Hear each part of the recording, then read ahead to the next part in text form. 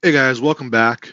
In this video, we're going to be taking a look at my offensive line grades for preseason week 2 against the Commanders. As you can see, the overall offensive line grade is higher than last week, and that doesn't seem to be a popular opinion. Getting to a single number grade for an offensive lineman, it's not a scientific process.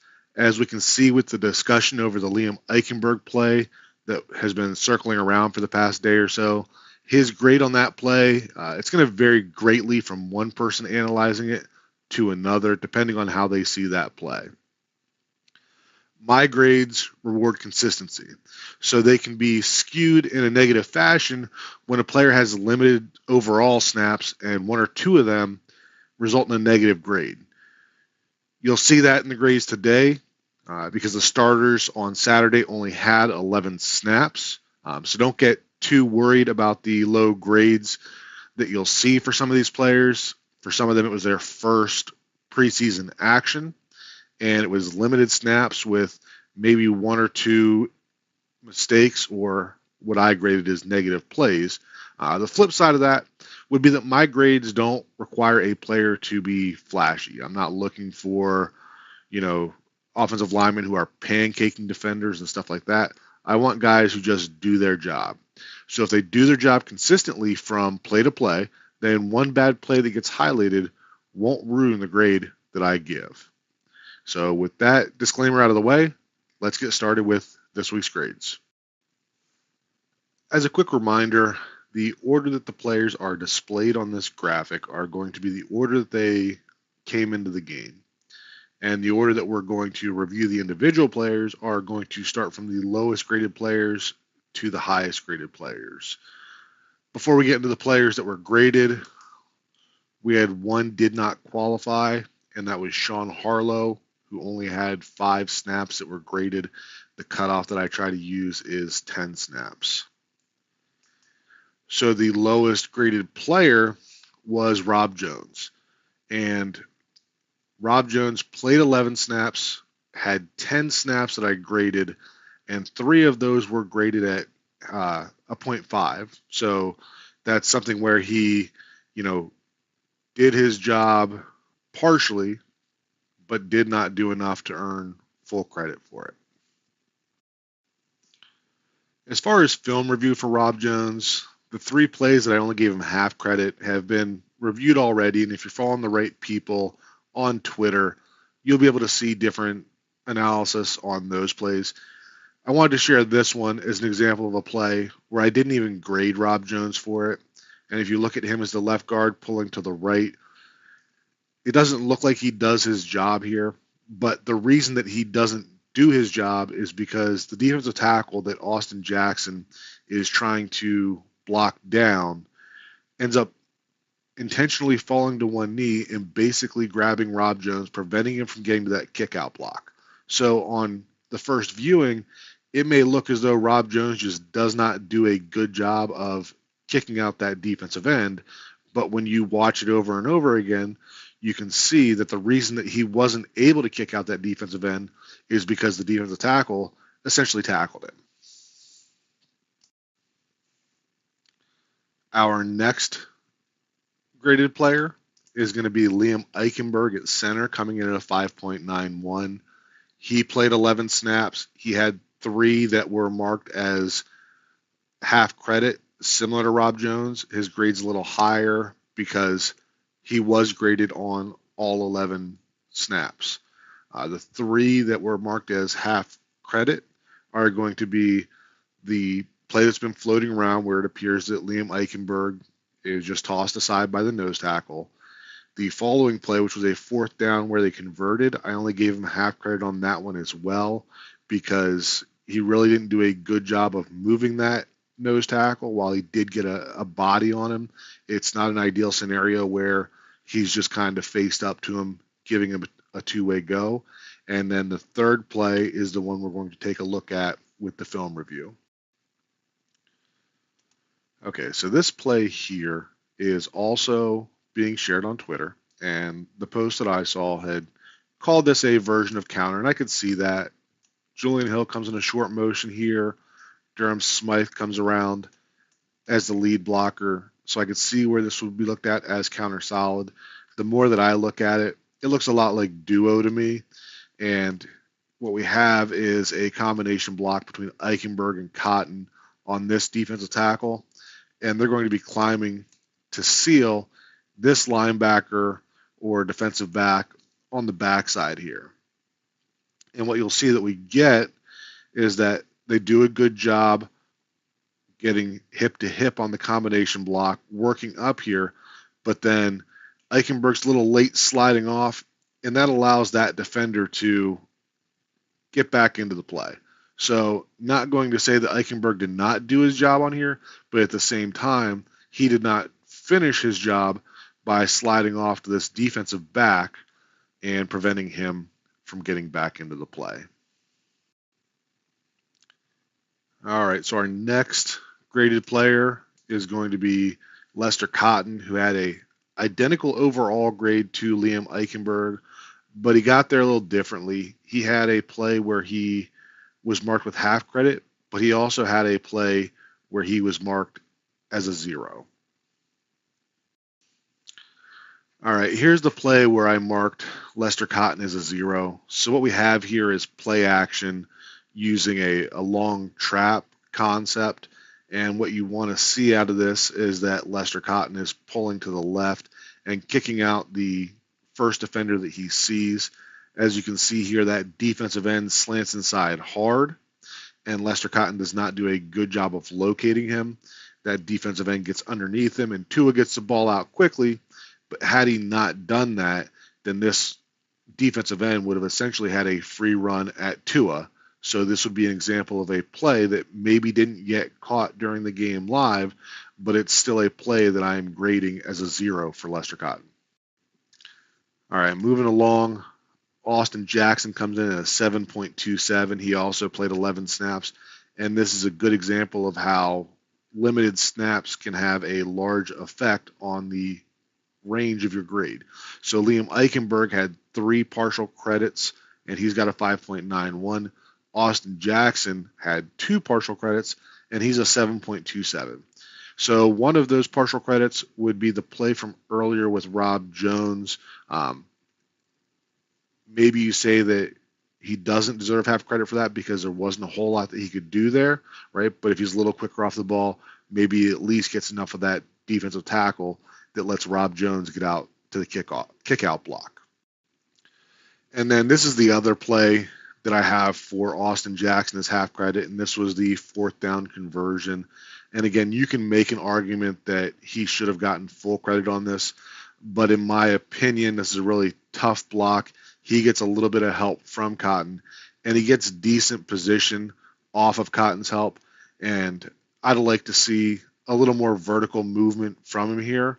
But even though this defensive tackle is able to surf down the line and, kind of impact the play, Jackson still does a good job of staying connected and getting some late movement there. So I do give him half credit on this play. All right, our next player coming in at 7.55, which was still below the average for the line this week, is Andrew Meyer. I thought he had a okay day. There was also some plays where he showed some issues. Doesn't change my thoughts on him. I still think that he is a good find, is an undrafted free agent center. Still not somebody that I see on the 53.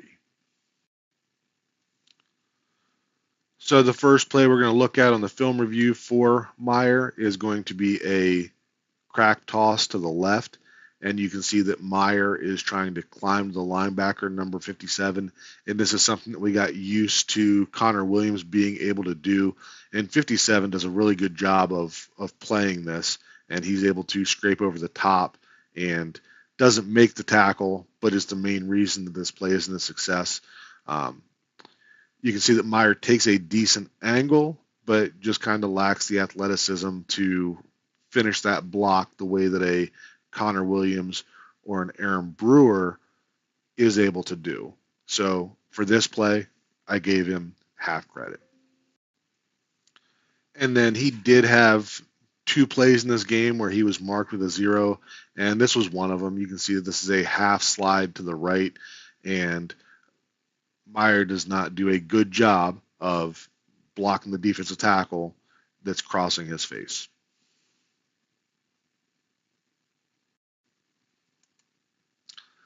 Next player at a 7.63 is Chasen Hines and his 19 graded snaps at right guard. Overall, he had a pretty good day, and we'll get to some of his left guard tape as well. But as a right guard, he had one negative snap and one half credit snap.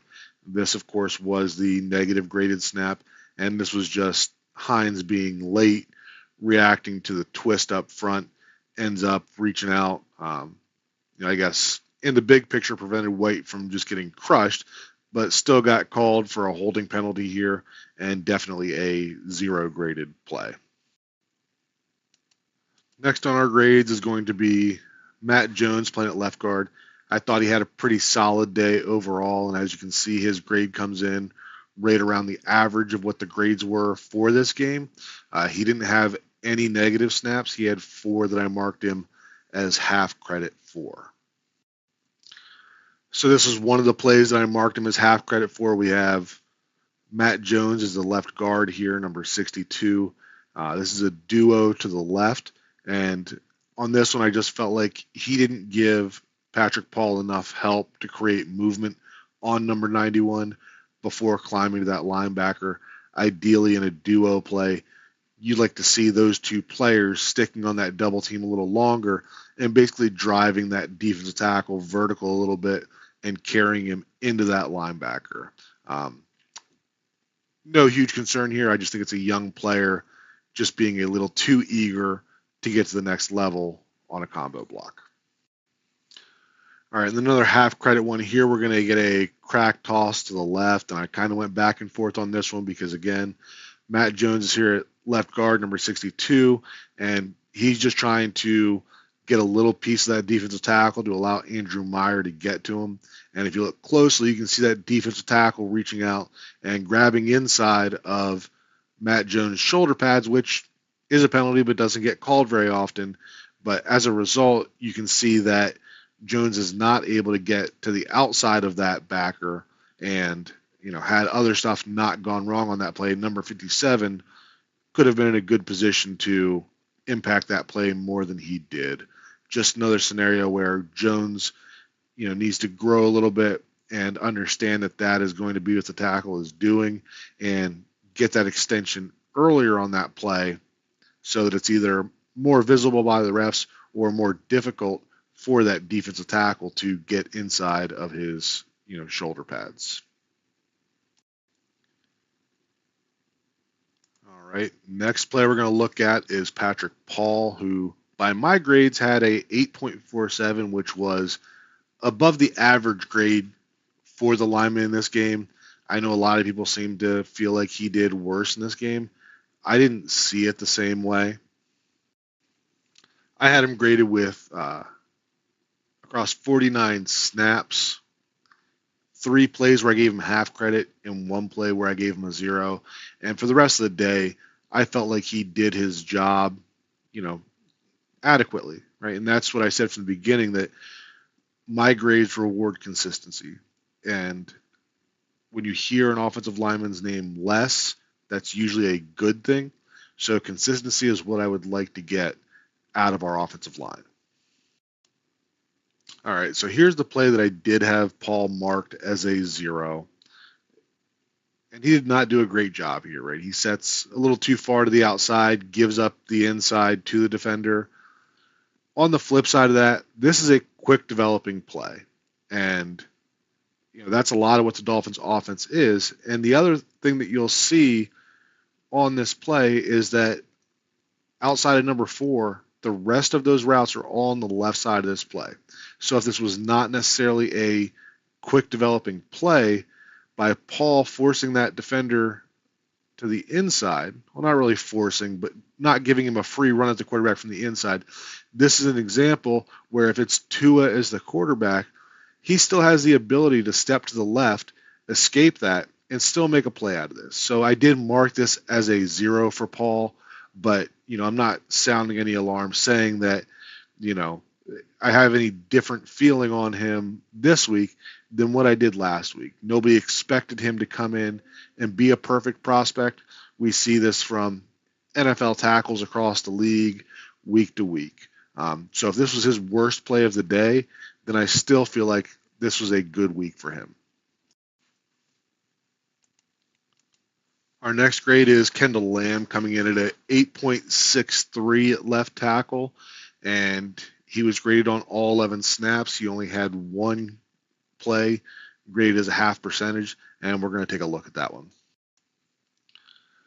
Okay, so admittedly, this is getting really nitpicky. This is the third down where they did not convert. On this play, I felt like Lamb was a little slow getting across the face of the defender. This is the play where Robert Jones helps Kendall Lamb before climbing to the linebacker. And what I want you to look at here is Kendall Lamb's right foot. So everybody should be stepping to the right side. But what you'll see out of Lamb here is that there is a double step, right? So he opens up and then takes another step.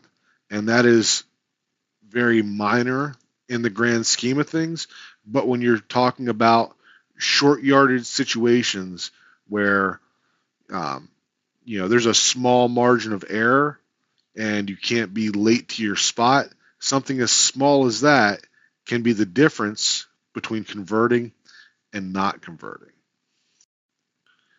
All right, just got a few players left now. So next on the list is going to be Jack Driscoll, coming in an 8.8, and he had a quietly good game. So he had 25 snaps that were graded. He only had 2 plays that were graded as a 0.5%. All right, so this was one of the plays where I gave Driscoll half credit. And the other play is very similar. It was just to the right, and it still kind of highlights my main concern with Driscoll, which is his ability to create power in a phone booth, basically. And what you can see here is that he does a good job getting his head across, getting to the front side of number 72, but then he's not able to use the power to create vertical movement here. And that defensive tackle from the backside is able to shed that block and get back into the play. And like I said, the other one that I marked as a half credit was a outside zone to the right, but it was a similar issue. But I still like Driscoll, right? Still see him as a very good option to back up multiple positions across the offensive line. He's just not doing much for me as a starter, but as somebody that can come in and be relatively consistent if needed for a short period, I definitely like him as an addition to this offensive line. All right, next on the list is going to be Ryan Haynes, and he came in at a 9.41 this week. He had a good day overall. I don't think you've really heard his name anywhere across people talking about the offensive line, which was definitely different than week 1. He played a total of 51 snaps that were graded, and through the entire game, I only had 2 snaps where I had him marked with a 0.5%. And this was one of those 2 plays. This is a play action long trap to the right, and Ryan Hayes is blocking the defensive tackle. And you can see that the defensive tackle is able to shed that block and is able to get pressure on the quarterback. This isn't a designed screen play. That was an outlet pass. Good job of Skylar Thompson of just recognizing the pressure and just getting it to the open player. But this is, Ryan Hayes did not get embarrassed off the snap, so I'm not going to mark him down as a 0 and not getting any credit for this play. But he's not going to get credit for a completed pass and a gain either. All right, so that brings us to our last player, and that's going to be Chasen Hines, playing left guard, who in the 16 snaps that he played had a clean slate. So he came in at a 10.00. But this is where context is important.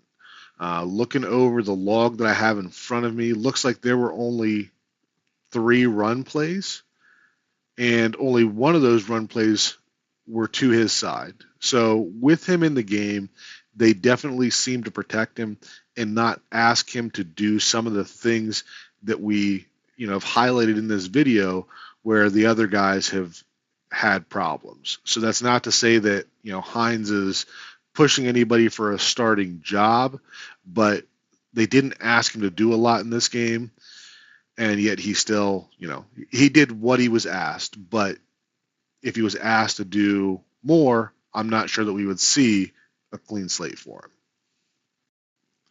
him. And so this was a play that we actually did just look at, and we looked at it for Jack Driscoll before. But so Chasen Hines has the exact same type of block as what Driscoll has, and we can see on the left side of what we'd really like to see out of Driscoll on this block, where Chasen Hines does a good job of getting his head across that defensive tackle, and then once he has that position, creating that vertical movement that creates some space for the running back. All right, so I know we hit on a lot of negative plays in this video, and part of that is that we are in the preseason, so we are looking at a lot more players than we will during the regular season. I'll try to highlight some more positive plays during the regular season, but preseason is about improving, and that's kind of what I wanted to share with this video, was showing examples of where most of these players can continue to show improvement and grow as offensive linemen in this system. As always, I encourage you to leave a comment below on this video. I encourage you to spread this video. Let's keep, expand the conversation on offensive linemen. You can find me on Twitter as well, at OLCoachSmith63, same as the YouTube handle. And you can see on there we have lots of back and forth as far as individual plays and just discussing assignments and having a good time. So again, thanks for watching, and we'll talk again next week.